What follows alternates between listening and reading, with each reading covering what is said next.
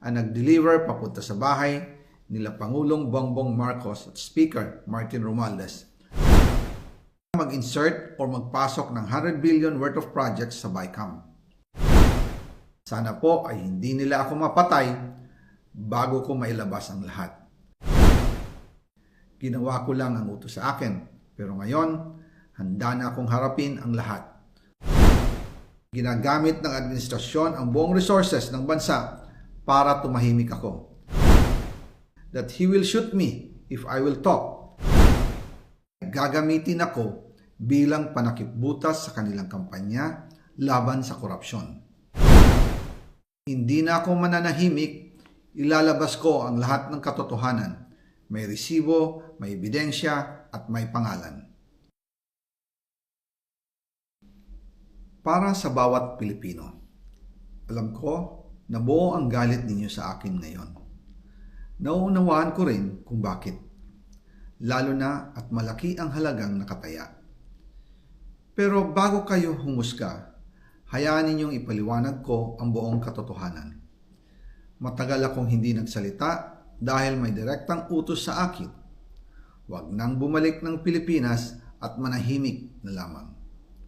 Umalis ako noong July 19, 2025 para sa aking medical check-up. Nakaplanong bumalik pagkatapos ng SONA ni Pangulo. Pero habang papauwi na ako, tinawagan ako ni dating Speaker Martin Romualdez at sinabihan, "Stay out of the country. You will be well taken care of as instructed by the President." Noon naniniwala pa ako sa kanila, kaya't hindi ako bumalik.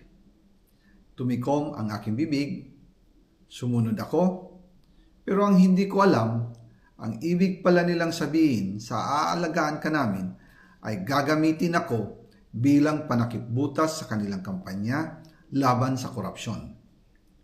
Ginawa nila akong poster boy ng kanilang sariling kasinungalingan. Ngayon, hindi na ako mananahimik, ilalabas ko ang lahat ng katotohanan. May resibo, may ebidensya, at may pangalan. Nagsimula ito nung tumawag si Sekmina Pangandaman sa akin nung nag-umpisa ang BICAM process last year, 2024. Ang sabi niya, katatapos lang ng meeting nila ni Pangulo at may instructions na mag-insert o magpasok ng 100 billion worth of projects sa BICAM.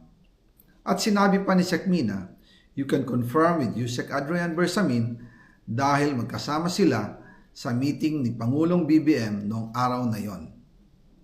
Tinawagan ko po agad si Yusek Adrian Bersamin at tinanong ko kung may instruction nga ba ang Pangulo na magpasok ng 100 billion during their meeting.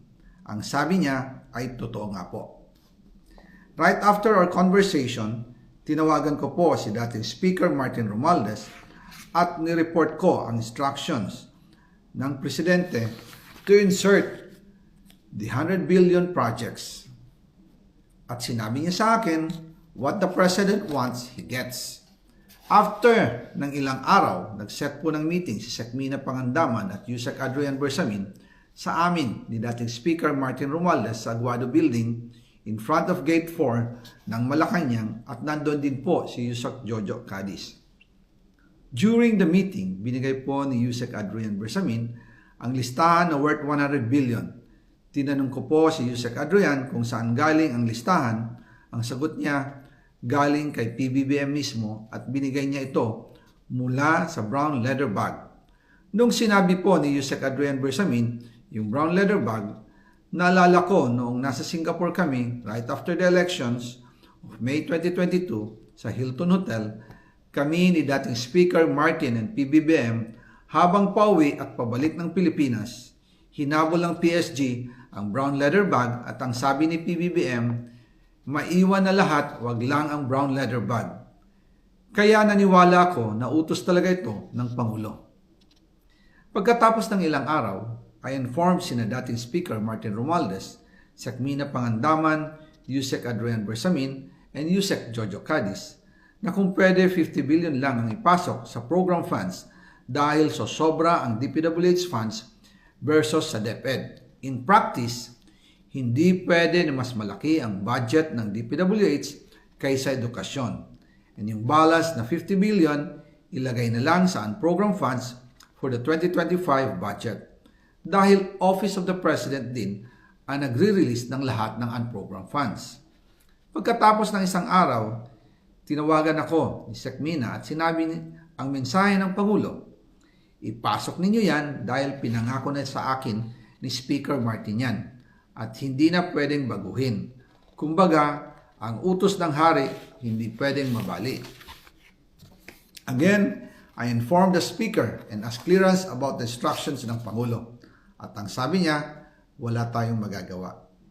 Kaya po nagtataka ako kung bakit sinasabi ni Pangulo na hindi niya makilala ang budget, samantalang lahat na binawas at dinagdag sa mga ahensya ng gobyerno ay humihingi ng approval sa kanya si Sec Mina Pangandaman.